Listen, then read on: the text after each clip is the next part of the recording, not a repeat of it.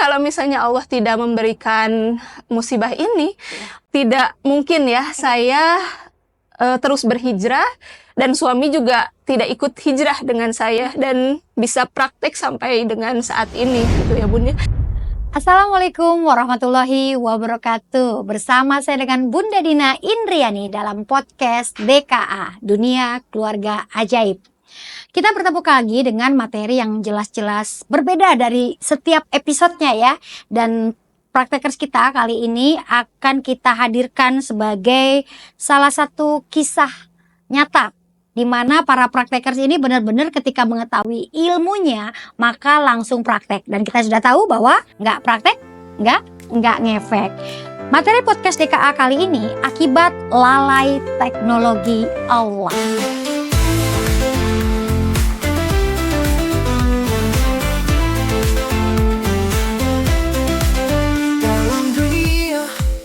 Penuh warna, keluarga ini penuh cerita.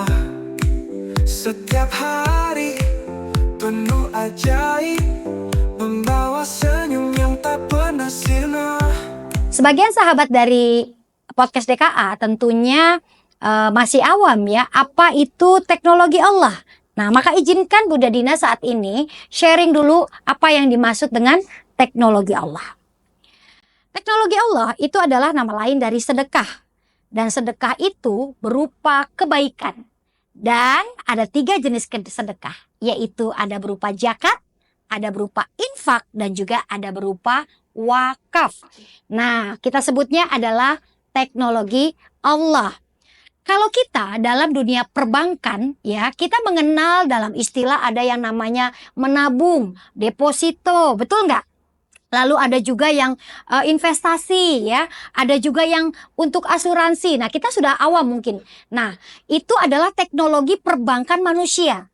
Namun, Allah punya teknologi perbankannya yang kita sebutnya dengan teknologi Allah. Maka Bapak Ibu yang hari ini hadir dalam podcast DKA perlu membedakan antara teknologi Allah dengan sistem keuangan dunia yang biasa kita kenal tadi. Nah, sekarang saya kategorikan ya. Kalau dalam perbankan, zakat itu dikategorikan dengan proteksi. Ya, artinya proteksi itu melindungi. Kalau infak itu kita sama dengan deposito ya, kalau dalam dunia perbankan manusia. Kalau wakaf itu kita sebutnya adalah investasi. Jadi kita akan belajar hari ini lewat podcast DKI ini bisa membedakan ternyata ketika kita mengenal yang namanya zakat, infak, dan wakaf itu ternyata berbeda rumusnya. Nah, apa bedanya? Zakat itu sifatnya adalah wajib. Dan ini bagi yang sudah masuk nisab. Ya, rumusnya 2,5% dijakati, 97,% diberkahi. Atau dalam kata lain, kalau 2,5% tidak dijakati, maka 97,5% bisa dirampok dengan cara Allah. Karena apa tadi? Wajib. Ya, dan ini ditujukan hanya untuk 8 asnaf dan sebaiknya disalurkan ya teknologi Allah ini ke lembaga yang semestinya. Jadi nanti tepat sasaran memenuhi masuk dalam kategori 8 asnaf ini. Maka ketika zakat menjadi sebuah proteksi untuk keluarga kita, maka tadi 2,5% dijakati, 97% diberkahi. Alias Allah tidak akan ngerampok kita dalam bentuk yang lainnya. Dirampoknya dalam bentuk apa Bunda Dina? Bisa dalam bentuk ketidaknyamanan keluarga, betul? Dalam keadaan ekonomi yang tidak lancar, atau hal-hal lain yang bisa Allah ambil dengan caranya. Karena tadi sifatnya wajib. Jadi yang udah penuhi nisab wajib melaksanakan teknologi Allah ini ya, yang atau disebut dengan bagian dari produk perbankannya Allah. Lalu infak, kita bedakan. Infak adalah sifatnya sunnah. Rumusnya 1 kali 7 kali 700 ya. Bisa berupa materi dan non materi. Bebas disalurkan di mana saja. Maka bahasa lainnya infak adalah deposito, menabung ya, dapat kelipatan. Makanya bayang kalau nabungnya di perbankan Allah ya, rumusnya 1 kali 7 kali 700, maka akan diganti senilai 700 kali lipat ya.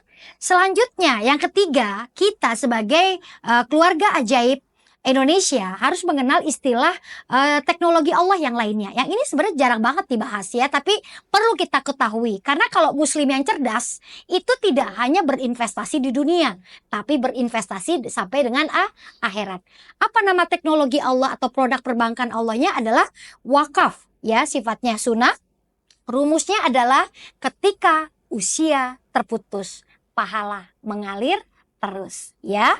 Maka manusia yang paling cerdas adalah manusia yang berwakaf, karena dia tidak hanya berinvestasi. Nah, wakaf ini adalah investasi untuk tidak hanya berinvestasi di dunia, tapi berinvestasi di akhirat, di mana secara peta perjalanan manusia secara dunia itu cuma 3 titik ya.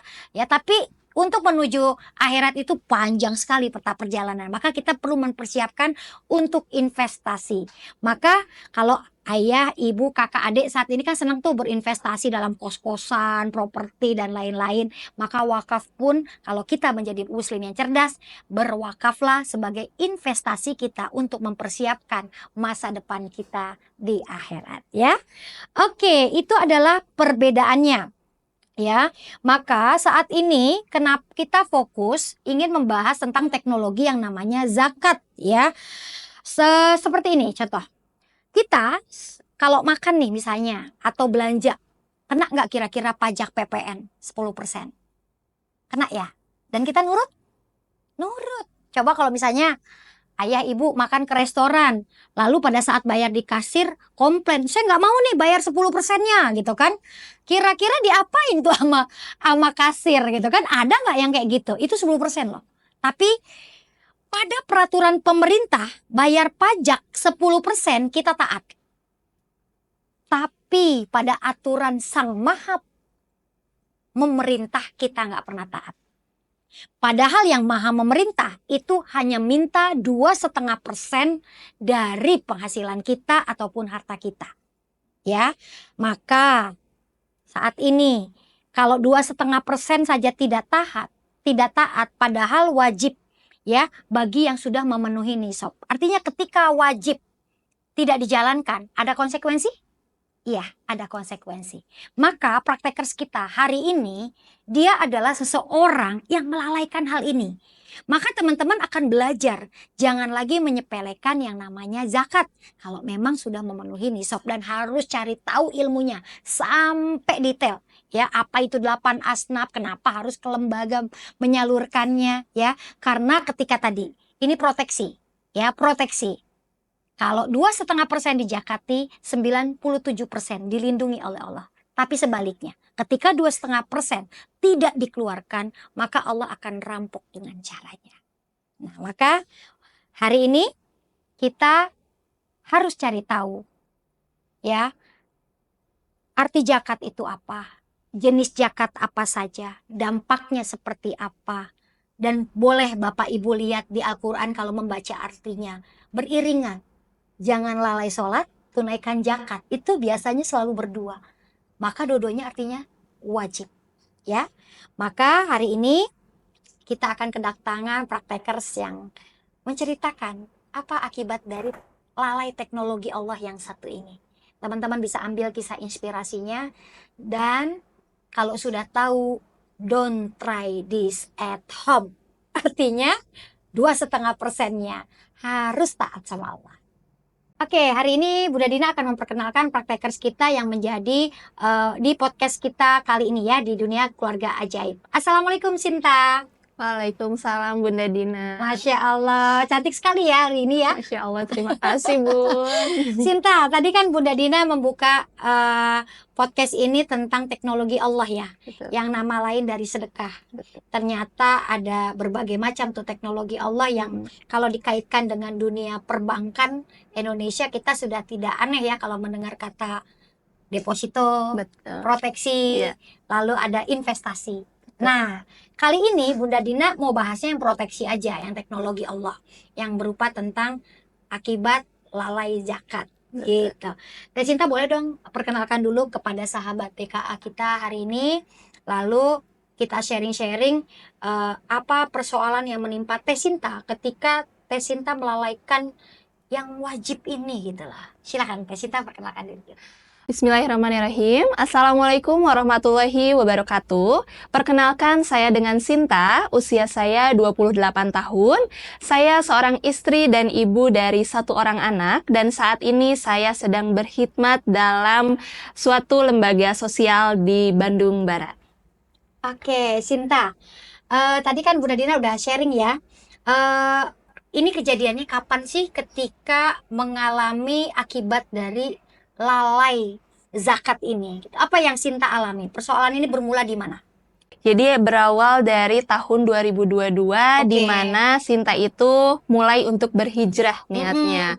Saya berhijrah di tahun 2022, ternyata ketika saya berhijrah itu persoalan demi persoalan hadir dalam hidup saya.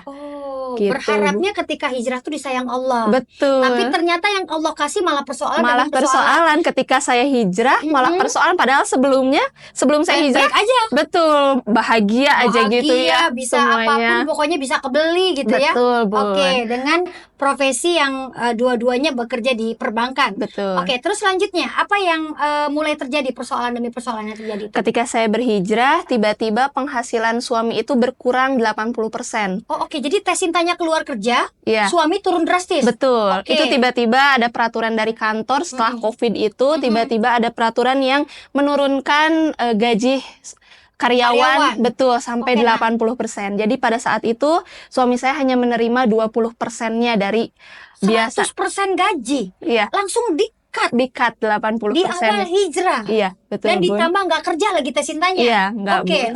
lalu selanjutnya apa Nah, lagi? setelah itu ya udah kita jalani. Oke. Nggak lama dari situ ternyata kami mengalami kecelakaan mobil. Yang kedua nih, persoalan Betul, kedua. betul. Oke. Padahal penghasilan belum stabil, belum stabil. tiba-tiba kecelakaan mobil. Baik, Dan baik. Masya Allah, mobil saya itu hancur di bagian depannya itu yang Hancur. cukup wow, keren ya Bun ya. Itu Apa yang dirasakan ketika nyari cara cara ikhtiar manusianya tuh ketika kecelakaan itu tuh? betul, ikhtiar yang kita lakukan itu tentunya secara logikanya pasti ke bengkel ya Bun ya. Betul Kita sekali. bawa ke bengkel. Setelah selesai itu ternyata biayanya itu tidak murah ya Bun ya. Masya Allah, udah kecelakaan dibawa ke bengkel masih harus bayar yang dahsyat lagi. Betul. Yang banyak lagi. Betul. Oke, terus apa lagi? Waktu itu tuh sampai di 15 jutaan untuk biaya Beresin mobil doang? beresin mobil doang. Mobilnya udah kembali, saya sudah mengeluarkan uang juga ya. Saya kira mobilnya tuh udah baik-baik aja. Sehat loh, udah Betul. bayar 15 juta loh Iya, ya. saya udah Oke. ngeluarin uang tuh kan. Ketika betul, mobil saya udah kembali, saya pakai untuk pertama kalinya itu buka bersama, Bun. Oh, oke, karena di bulan Ramadan. Iya, di jadinya. bulan Ramadan saya selanjutnya? pakai untuk buka bersama. Ketika saya lagi buka puasa, pulangnya itu mobilnya mati. Oke. Nggak bisa dibawa pulang. Di situ saya manggil montir lagi. Baik. Keluar uang lagi. Biaya lagi. Betul. Oke. Sampai di rumah nggak dipakai tuh kan mobilnya. Ketika bertepatan dengan Idul Fitri, di H-1 Idul Fitri ini kita berniat untuk ke rumah orang tua. Yes. Biasa ya kalau mudik kan silaturahim tuh ya. Betul. Menuju lebaran ya. Terus ketika ke orang tua apa yang terjadi lagi sama mobilnya? Ketika kita mau berangkat, tiba-tiba ada kendala lagi dari mobilnya. Ya Allah. Jadi hari itu tuh tiba-tiba banjir oli di bawah mobil kami itu. Karena H-1 kita keliling-keliling juga bengkel udah nggak ada. buka ya. Tapi kita tetap harus berangkat kan ke orang tua. Akhirnya kita tetap pakai mobil itu. Akhirnya pada saat itu sebelum berangkat, kemudian saya menelpon kakak saya. Saya bercerita tentang kejadian-kejadian yang terjadi pada saya. Siap. Kemudian kakak saya malah nyuruh saya sholat taubat. Oh, Gitu. apa kaitannya? Betul, saya juga bingung gitu ya. Oh, kecelakaannya mobil, kejadian berturut-turut, kok disuruh sholat tobat? Mm-mm. Oh, oke, terus? Saya juga tadinya agak menolak gitu ya, kenapa saya yang harus sholat tobat? Yang berpersoalan ini kan mobil gitu ya. Oke. Terus? Tapi karena memang sudah mepet nih, the power of kepepet gitu ya. Oke. Saya ikutin aja tuh, katanya harus sholat tobat, kemudian coba buka Al-Quran, Oke. dan tunjuk ayat secara acak. Oke, Setelah terus? saya temukan ayatnya, harus kabarin lagi tuh sama kakak saya. Akhirnya saya lakukan sholat taubat itu. Setelah sholat taubat, setelah bercerita pada Allah, saya coba deh nyobain buka Quran gitu. Ketika saya buka Quran, secara acak ayatnya itu Kemudian saya kabarin langsung kakak saya di situ. Isinya apa itu ayatnya saat itu? Masih ingat nggak surat berapa ayat berapa? Kalau untuk suratnya saya Nggak hafal. Oke, tapi ada ketangkep dari isi ayatnya itu tentang sholat dan zakat. tentang sholat dan zakat. Betul, gitu. Oke. Maksudnya apa nih, gitu kan? Saya telepon lah kakak saya. Saya telepon lagi, ternyata kakak saya menjelaskan tentang sholat saya dan suami seperti apa. Kemudian tentang zakatnya, apakah Sinta dan suami sudah menunaikan zakat atau belum, gitu ya. Di situ saya tidak merasa bersalah gitu antara dua ini, karena itu bulan puasa ya Bun ya, yang saya ketahui itu zakat fitrah, Iya. gitu ya. Kakak Udah saya bayar bilang zakat fitrah gitu ya. Oke, terus tentang zakat, udah bayar zakat fitrah gitu ya. Iya. Untuk zakat yang lainnya gimana? Zakat penghasilan. Saya tuh langsung lihat-lihatan gitu Iya, sama suami. Iya. Oh iya, kita tuh nggak Jadi selama bekerja dan sudah memenuhi wajib zakatnya, nggak pernah ditunaikan. nggak pernah, Bu. Nggak tahu apa emang nggak pernah atau memang nggak kepengen tahu atau gimana? Nggak tahu. Oh, nggak tahu. Jadi taunya cuma zakat fitrah Mm-mm. yang mau menjelang Lebaran. Betul, Oh, Bun. oke. Ya, Terus gitu.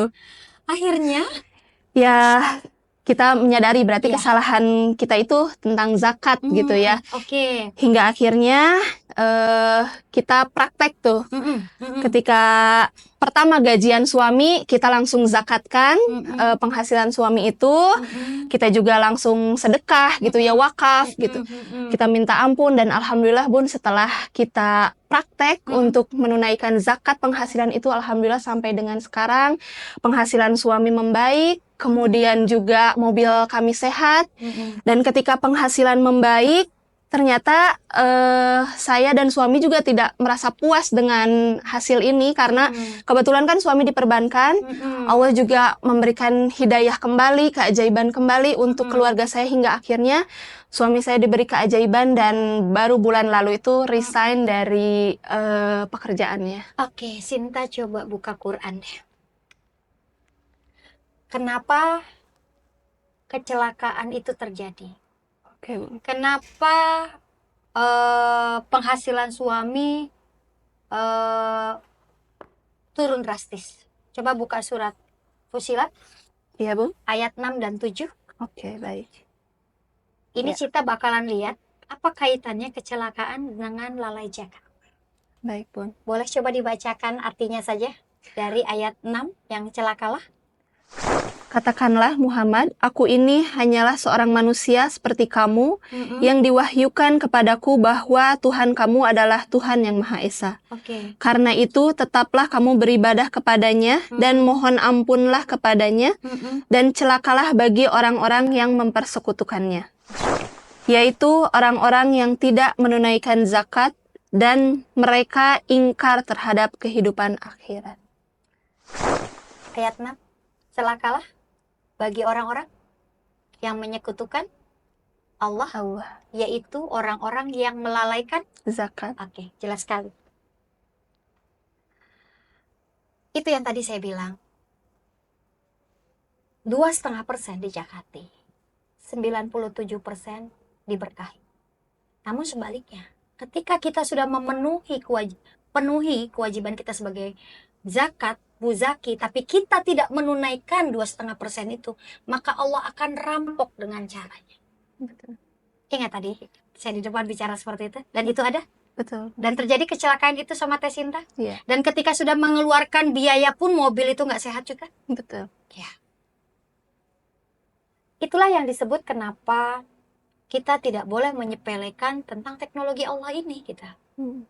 Dan apalagi ketika Teh Sinta sekarang praktekers tuh, ketika tahu bahwa sholat diperbaiki akhirnya, lalu akhirnya memperbaiki zakatnya, dan Teh Sinta sendiri kan yang merasakan adanya bentuk pertolongan Allah. Betul. Dan kenaikan ibaratnya gaji suami pun kembali.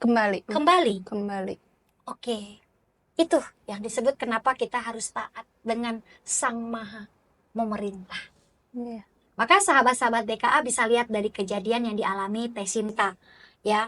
Maka kenapa zakat itu disebutnya dalam produk perbankannya Allah tuh atau teknologi Allah tuh disebutnya proteksi, karena melindungi, Betul. ya. Karena kalau ketika kita tidak melindungi yang 97%, Allah akan ambil dengan caranya. Makanya ngeluarin duit 15 juta, suami diturunin penghasilannya sampai tinggal 20%.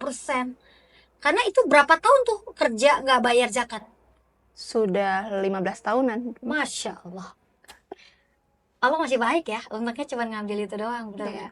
Masya Allah. Masya Allah.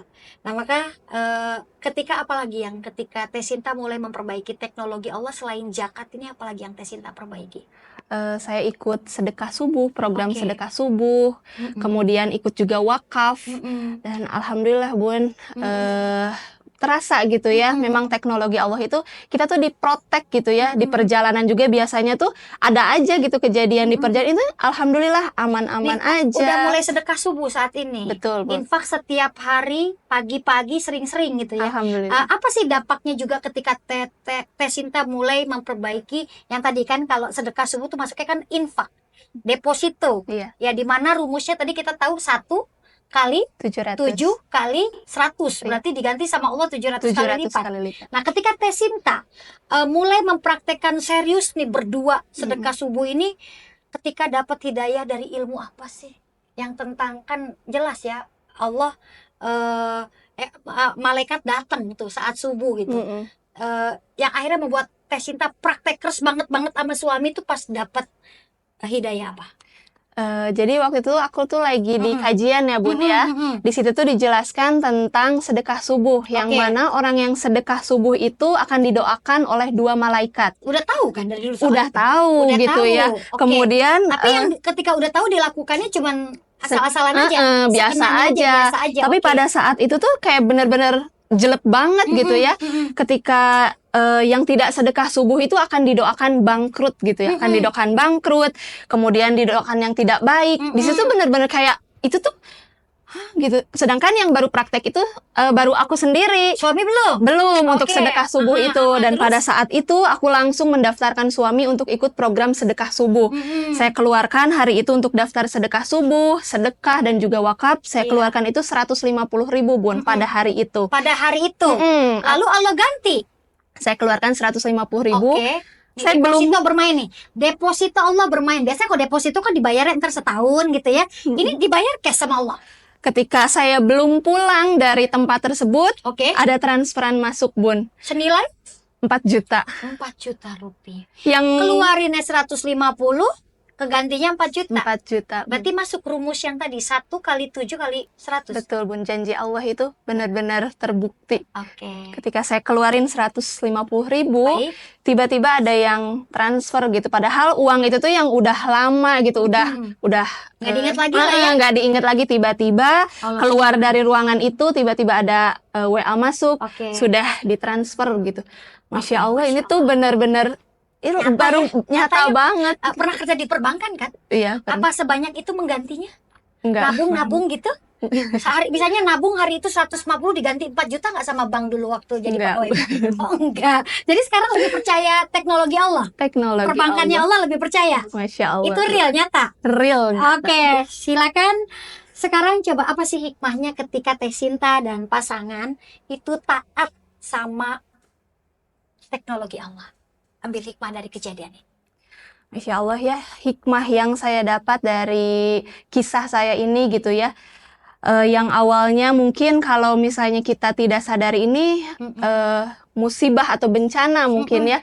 Tapi ketika saya pada akhirnya paham gitu ya, ketika sudah ada di titik ini ternyata apa yang Allah berikan untuk saya dan keluarga ini adalah bentuk kasih cintanya Allah untuk saya dan keluarga gitu ya. Mungkin kalau misalnya Allah tidak memberikan musibah ini, mungkin tidak mungkin ya saya terus berhijrah, dan suami juga tidak ikut hijrah dengan saya dan bisa praktek sampai dengan saat ini gitu ya Bun ya. Jadi berterima kasih sama persoalan saat ini. betul Bun. Jadi ini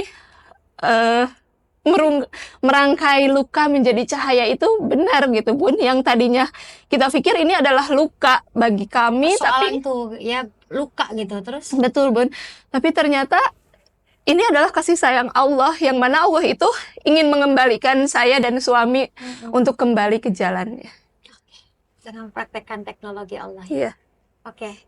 Demikian, terima kasih sharingnya Teh Sinta. Memang cara Allah kadang-kadang tidak menyenangkan, tidak Iya. membahagiakan, tapi nyatanya di balik itu semua Allah pengen kita kembali, Betul. ya, karena seperti cahaya.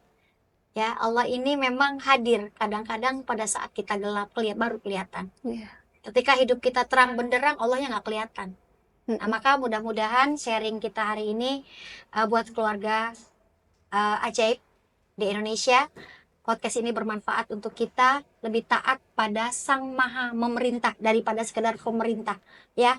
Maka tunaikan zakatnya, lalu bersedekahlah, ya, subuh-subuh, ya, agar bisa dimudahkan atau ditolak bala bencana dan lain-lainnya.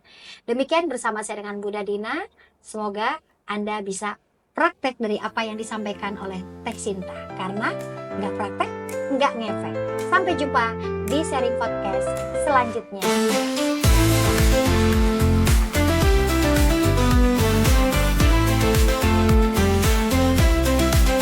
Dalam dunia penuh warna, keluarga ini penuh cerita.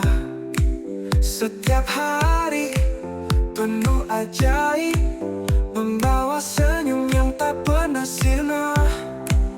Di ruang tamu kita berkumpul, tawa dan canda tak pernah kempul. Dunia luar boleh berubah, tapi di sini rasa sentosa. Oh keluarga ajaibku, kau tempat aku berlindung. Dalam pelukanmu aku tahu cinta tiada henti mengalir.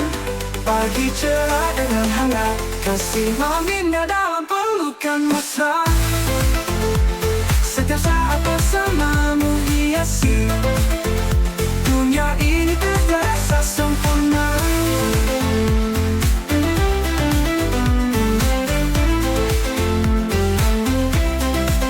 Di meja makan kita bercerita.